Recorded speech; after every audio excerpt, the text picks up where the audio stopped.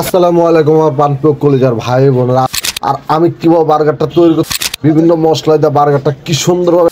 আপনি যদি আমাদের ইউটিউব চ্যানেলে নতুন থাকেন অবশ্যই চ্যানেলটি সাবস্ক্রাইব করে চ্যানেলের পাশে থাকেন। টক জাল মিষ্টি এবং বিভিন্ন মশলা দিয়ে বার্গারটা কি সুন্দরভাবে একটা লুক নিয়ে আসছে, দেখতে পাচ্ছেন। তো বার্গারটা কেমন হয়েছে আপনি আপনার মূল্যবান মতামত অবশ্যই কমেন্টে জানিয়ে দেবেন। মিরপুর 2 শিয়ালবাড়ির ডালের উপরে আই মোটু মোটু হয়তো খাইতে ব্যস্ত এরা।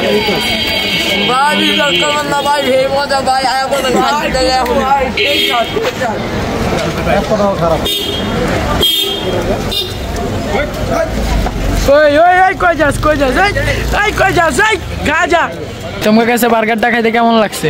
ভাই আমাদের কাছে বার্গারটা খেতে অনেক মজা লাগছে, মানসম্মত খাবার, সেই স্বাদ ভাই কি কমো, মানে না খেলে ভাই বুঝবেন না ভাই।